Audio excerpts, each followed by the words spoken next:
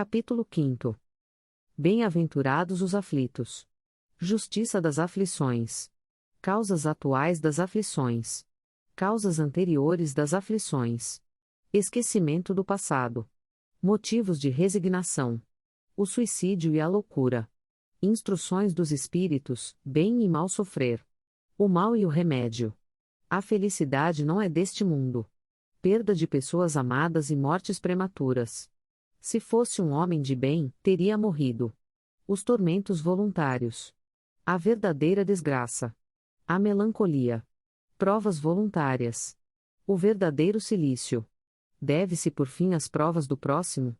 É permitido abreviar a vida de um doente que sofre sem esperança de cura? Sacrifício da própria vida. Proveito dos sofrimentos para outros. 1.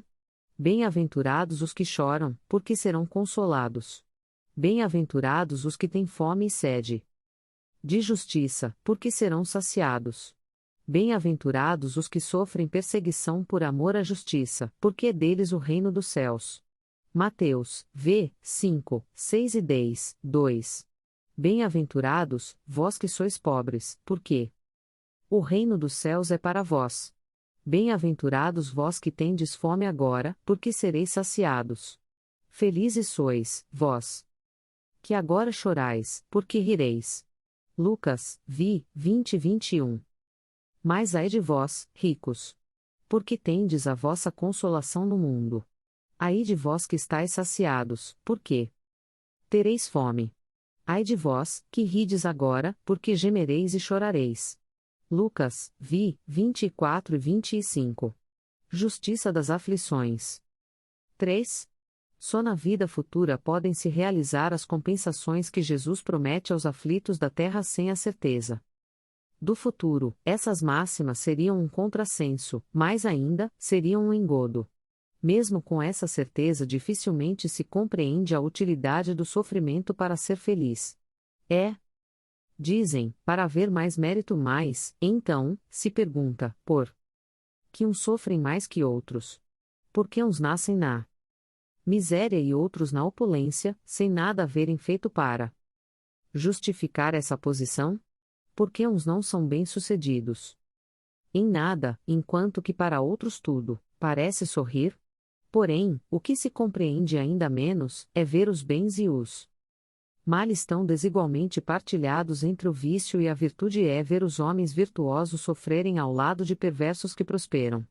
A fé no futuro pode consolar e inspirar paciência, mas não explica essas anomalias que parecem desmentir a justiça de Deus.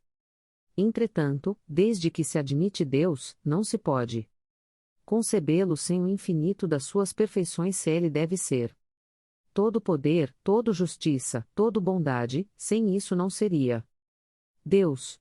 Se Deus é soberanamente bom e justo, não pode agir por capricho nem com parcialidade.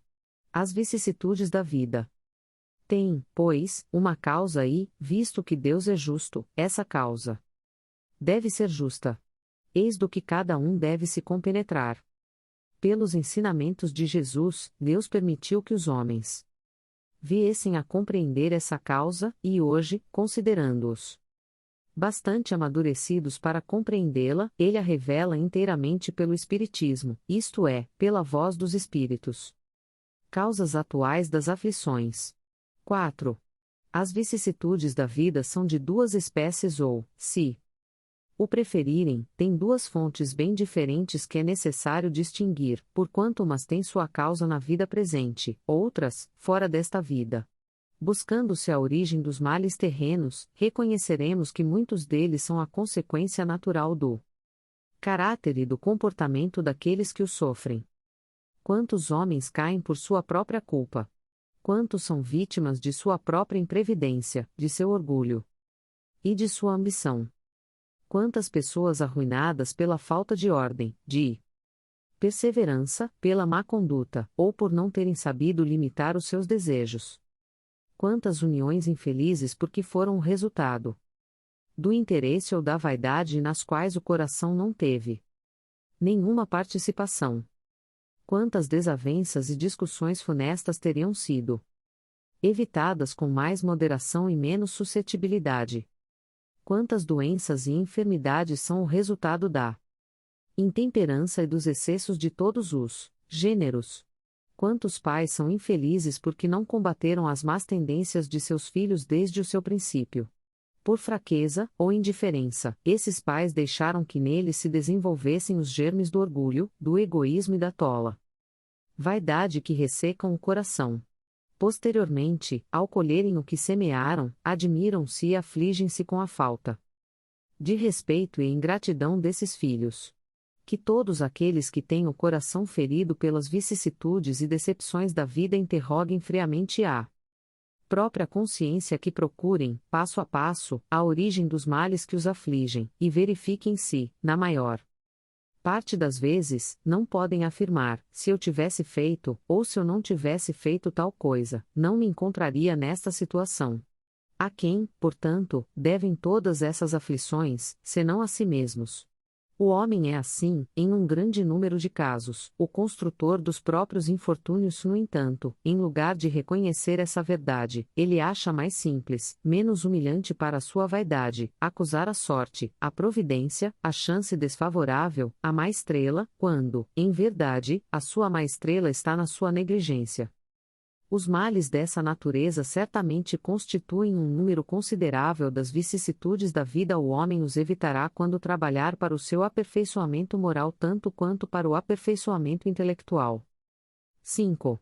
A lei humana atinge certas faltas e as pune. Pode-se, então, dizer que o condenado sofre as consequências do que fez, mas a lei não alcança e nem pode alcançar todas as faltas. Ela pune mais especialmente aquelas que causam prejuízos à sociedade e não as que só causam danos àqueles que as cometem.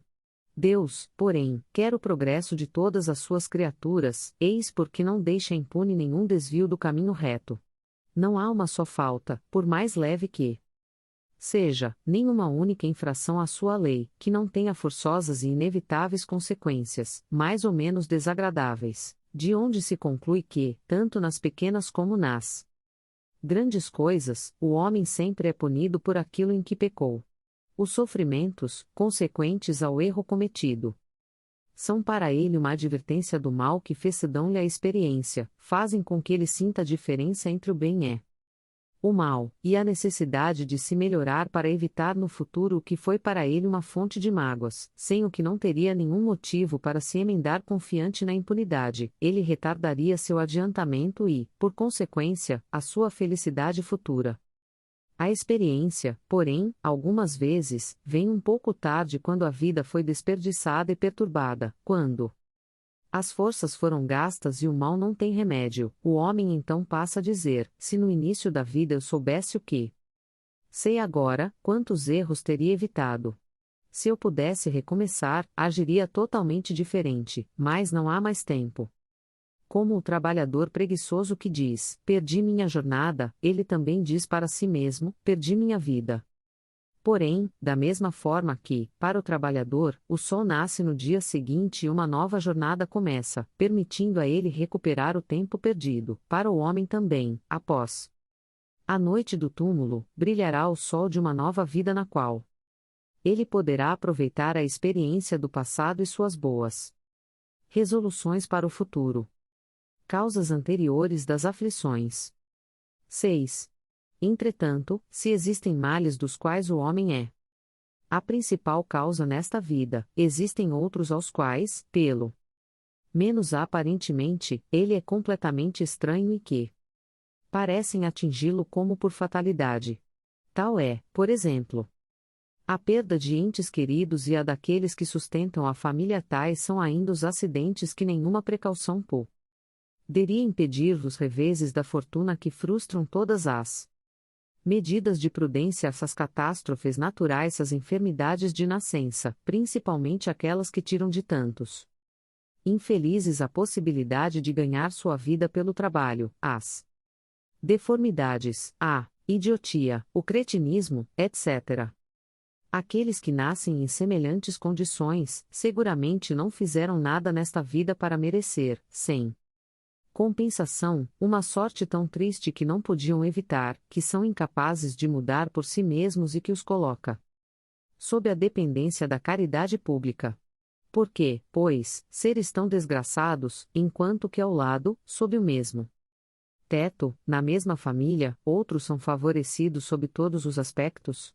O que dizer, enfim, dessas crianças que morrem com muito pouca idade e que da vida só conheceram sofrimentos?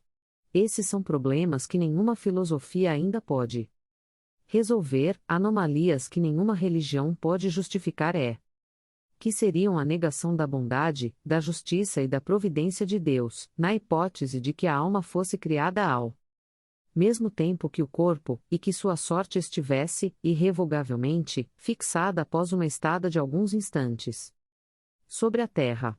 Que fizeram essas almas, que acabam de sair das mãos do Criador, para sofrerem tantas misérias neste mundo, e merecer no futuro uma recompensa ou uma punição qualquer, porquanto não puderam fazer nem o bem nem o mal? No entanto, em virtude do axioma todo efeito tem uma causa, essas misérias são efeitos que devem ter uma causa e, desde que se admita um Deus justo, essa causa deve ser justa. Ora, como a causa sempre precede o efeito, já que ela não está na vida atual, deve ser anterior a esta vida, isto é, pertencer a uma existência precedente. Por outro lado, Deus não pune o bem que se fez nem o mal que não se fez, portanto, se somos punidos é porque fizemos o mal. Se não fizemos o mal nesta vida, nós o fizemos em outra. Esta é uma alternativa a que é impossível escapar e na qual a lógica diz: de que lado está a justiça de Deus? Portanto, o homem nem sempre é punido, ou completamente punido, na sua existência presente, mas jamais escapa às consequências de suas faltas. A prosperidade daquele que é mau é apenas momentânea e, se ele não sofrer hoje as consequências dos males cometidos, sofrerá amanhã, porquanto aquele que sofre está resgatando os erros do seu passado. A desgraça que, à primeira vista, parece merecida tem, pois, a sua razão de ser, e aquele que sofre sempre pode dizer: perdoa-me, Senhor, porque pequei. 7. Tanto os sofrimentos devidos a causas anteriores como os resultantes das faltas atuais são, muitas vezes, a consequência natural da falta cometida, ou seja, por uma justiça distributiva rigorosa, o homem sofre o que fez os outros sofrerem. Se foi duro e desumano, poderá, a seu turno, ser tratado desumana e duramente. Se foi orgulhoso, poderá nascer em condições humilhantes. Se foi avaro, egoísta ou fez mau uso da sua fortuna, poderá ser privado do necessário. Se foi mau filho, poderá sofrer com seus filhos, etc. Assim, pela pluralidade das existências, e pela destinação da Terra como mundo expiatório, explicam-se as anomalias que a divisão da felicidade e da infelicidade apresenta entre os bons e os maus aqui em nosso planeta. Essas anomalias só existem na aparência porque são consideradas apenas sob o ponto de vista da vida presente. Porém, se nós elevarmos pelo pensamento, de modo a abranger uma série de existências, veremos que a cada um é dado o que merece, sem prejuízo do que lhe cabe no mundo dos espíritos, e que a justiça de Deus nunca é interrompida. O homem jamais deve perder de vista que está em um mundo inferior onde é mantido pelas suas imperfeições. A cada infortúnio, ele deve dizer a si mesmo que se pertencesse a um mundo mais avançado isso não lhe aconteceria, que só depende dele mesmo não voltar à terra, trabalhando pelo seu aperfeiçoamento. 8. As tribulações da vida podem ser impostas a espíritos endurecidos, ou muito ignorantes, para fazerem uma escolha com conhecimento de causa, mas essas tribulações são livremente escolhidas e aceitas por espíritos arrependidos que desejam reparar o mal que fizeram e se exercitarem em proceder melhor. Esse é o caso daquele que, tendo feito mal à sua tarefa, pede para recomeçá-la a fim de não perder o benefício do seu trabalho. Portanto, essas tribulações são, ao mesmo tempo, expiações que castigam, pelo passado, e provas que preparam para o futuro. Rendamos graças a Deus que, em sua bondade, concede ao homem a faculdade de poder reparar seus erros, e não o condena de forma irremediável na primeira falta cometida. 9. Entretanto, não se deve acreditar que todo sofrimento passado aqui na Terra seja, necessariamente, o indício de uma determinada falta. Muitas vezes os sofrimentos são simples provas escolhidas pelo Espírito para concluir sua depuração e apressar seu adiantamento. Assim sendo, a expiação sempre serve de prova, mas a prova nem sempre é uma expiação. Porém, provas ou expiações, na verdade, são sinais de uma inferioridade relativa, visto que o que é perfeito não tem mais necessidade de ser provado. Um espírito, portanto, pode ter adquirido um certo grau de evolução, porém, querendo avançar mais ainda, solicita uma missão, uma tarefa para cumprir e pela qual, se sair vitorioso, será tanto mais recompensado quanto mais penosa tenha sido a luta. Trata-se, mais especialmente, dessas pessoas com instintos naturalmente bons, de alma elevada, com nobres sentimentos inatos, que parecem não ter trazido nada de mal de suas existências anteriores, e que sofrem as maiores dores com uma resignação cristã, pedindo a Deus para suportá-las sem se queixarem. Ao contrário, pode-se considerar como expiações as aflições que provocam queixas e fazem com que o homem se revolte contra Deus. É certo que o sofrimento que não desperta lamentações pode ser uma expiação, mas esse tipo de comportamento é um indício claro de que tal expiação foi escolhida voluntariamente e não imposta, sendo também a prova de uma forte resolução, o que é um sinal de progresso. 10. Os espíritos só podem aspirar à felicidade perfeita quando são puros. Qualquer falha que tenham cometido lhes impede a entrada nos mundos felizes. São como os passageiros de um navio atingidos pela peste, aos quais é proibido desembarcar em uma cidade até que se tenham descontaminado. É nas suas diversas existências corporais que os espíritos se libertam, pouco a pouco, das suas imperfeições. As provações da vida, quando bem suportadas, fazem progredir como expiações, elas apagam as faltas. Purificação o remédio que limpa a ferida e cura o doente. Quanto mais grave é o mal, mais enérgico deve ser o remédio.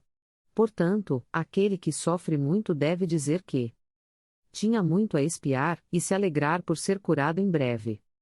Depende dele, pela sua resignação, tornar esse sofrimento proveitoso, não perder o seu fruto com lamentações, sem o que ele teria que recomeçar.